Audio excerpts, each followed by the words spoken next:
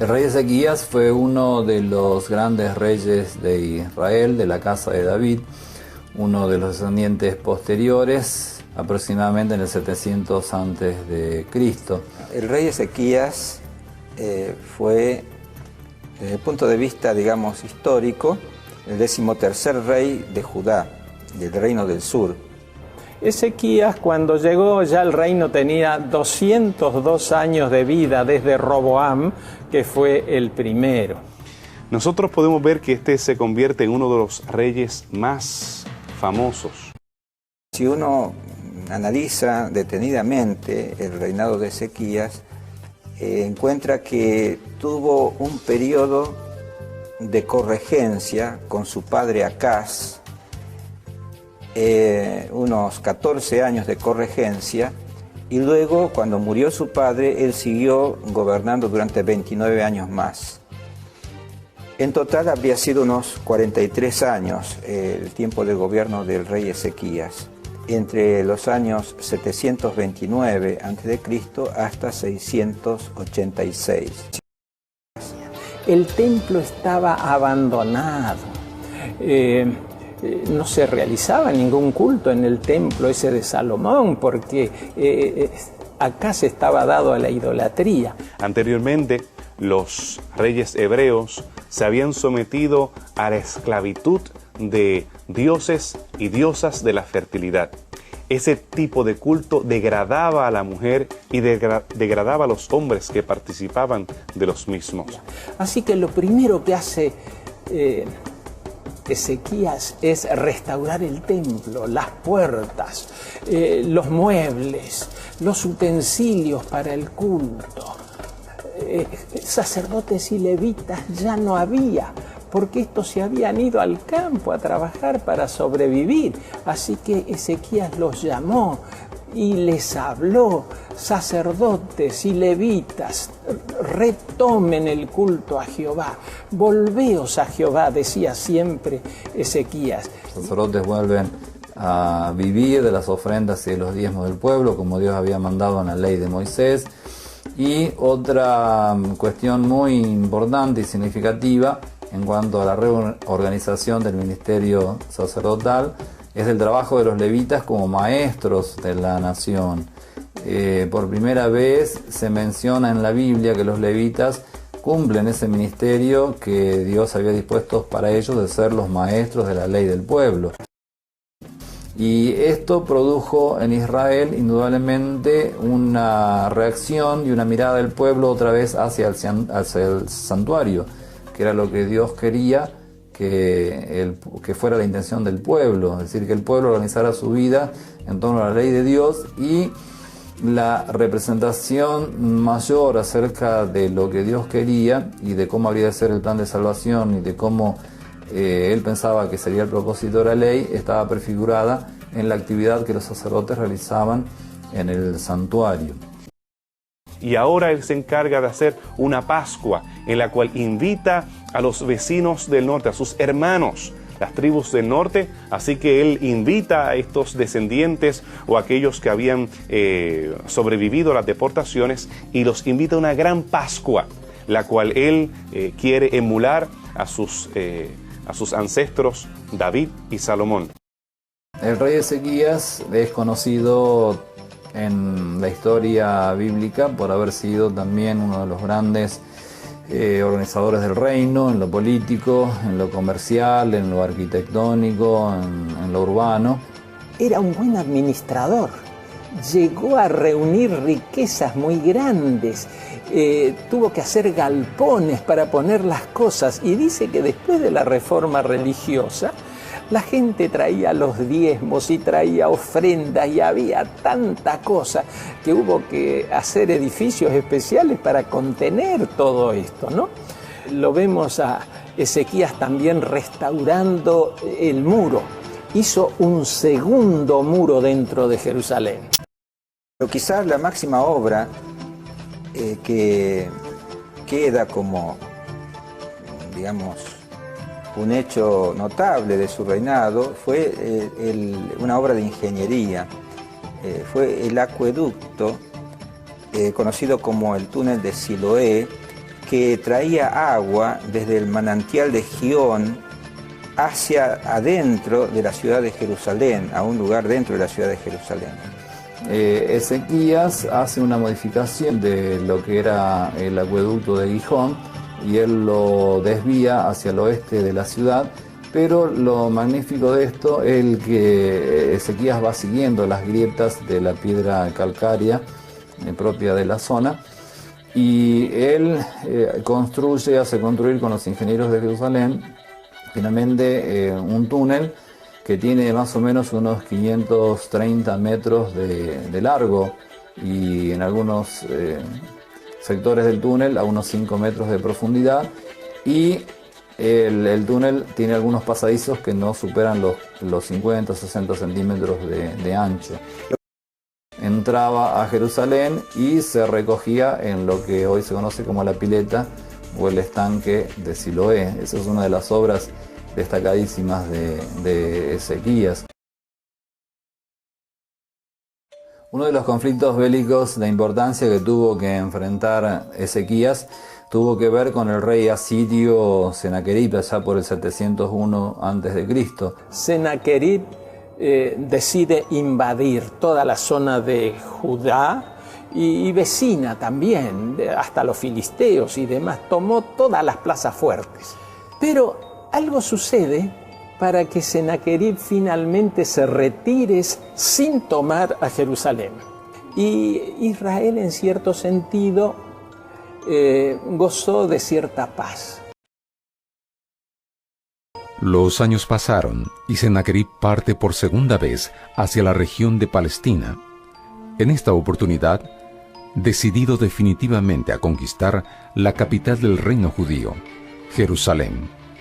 Los ejércitos asirios marcharon nuevamente hacia la parte de Ciro-Palestina. Anteriormente ellos habían invadido la parte de Siria, después habían absorbido, incorporando el reino del norte, y ahora se dirigían hacia el reino del sur.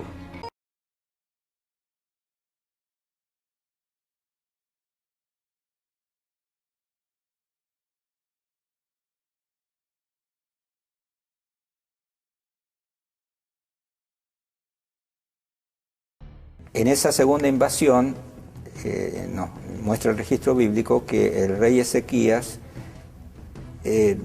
no tenía nada, ningún elemento para defenderse, se dio cuenta de su situación y atinó solamente a buscar a Dios, a clamar humildemente a Dios, él y su pueblo también, para que el Señor obrara un milagro y los liberara de un enemigo que tenía tanta fuerza que podía tomar fácilmente aquella ciudad. Cuando Jerusalén está por ser tomada, la carta que le escribe Senaquerib, Ezequías se la lleva a Jehová, la lleva al templo.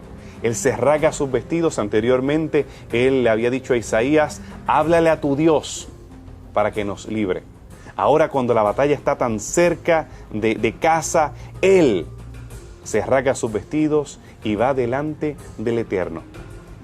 Y le pide, le suplica al Eterno por perdón por sus pecados, por confiar en sí mismo. Ese túnel de Ezequías era un ejemplo de salvación por obras. Él quería hacer las cosas por sí mismo. Y ahora él se humilla delante del Eterno y recibe la promesa que esa misma noche él sería liberado.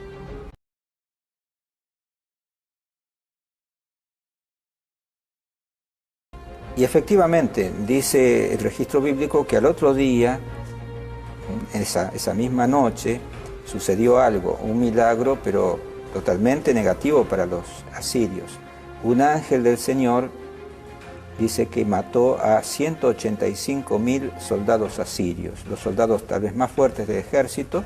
El ejército se vio reducido tanto que volvieron a su tierra humillados. De ninguna forma el rey Senaquerib menciona en su prisma su derrota, es decir, realmente ellos son reyes altivos, o los registros son registros muy, tratando de destacar los triunfos. Y dice que lo enjaulé como un pajarito, lo tuve preso pero no lo tomé. Eso difiere al orden que él llevaba en los diferentes reinos que él había visitado. Anteriormente él llegaba al lugar, lo destruía, y se llevaba al rey y lo impalaba. En el caso de Sennacherib con Ezequías, en el 701, él recibe tributo, se va. Después de la sanación de Ezequías, él regresa finalmente y él recibe la humillación de los 185,000. Después de regresar a su capital, finalmente muere en manos de sus propios hijos. Uno de los últimos relatos bíblicos sobre el rey Ezequías narra sobre una enfermedad que él tuvo. La historia bíblica nos cuenta de que cuando Ezequías tenía 39 años, era muy joven todavía, Dios le dijo a través del profeta Isaías que él iba a morir. Por ese tiempo Ezequías tuvo una enfermedad y él nuevamente ruega a Dios y le pide que por favor su enfermedad no sea de muerte. Aparentemente su enfermedad era así para terminar con la vida de Ezequías. Ezequías le ruega, le pide a Dios misericordia y Dios le concede 15 años más de vida. Y el profeta Isaías le dice, vas a tener una señal de que esto se va a cumplir. ¿Y cuál era la señal? Que iba a retroceder la sombra en el reloj de sol que había hecho Acaz, el padre de Ezequías. O sea que iba a suceder un milagro astronómico, un hecho insólito, como una prueba de que la palabra de Dios se iba a cumplir. Y así fue. Después de un corto tiempo, Ezequías, ahora sano, ahora feliz, recibe la visita de emisarios del rey de Babilonia. Hay que recordar que Babilonia no era un poder importante en el tiempo de los asirios. Ezequías, humano, y sin duda estaba contento y algo orgulloso de que vinieran de Babilonia a felicitarlo y demás. ¿Qué hace? Le saca a un paseo, ¿no es cierto?, por su capital en Jerusalén y le muestra sus tesoros. Tesoros de oro, de plata, esos galpones con todos esos recursos acumulados. Era una potencia Ezequías, su reino. Y los visitantes, por supuesto, quedaron impresionados. Es raro porque, de alguna forma, los babilonios se llevan un informe de lo que habían visto, que seguramente para ellos fue muy sorprendente y despertó la codicia posterior de los babilonios. Pero Ezequías omitió lo más importante, de dar testimonio acerca del poder de Dios y de los propósitos de Dios.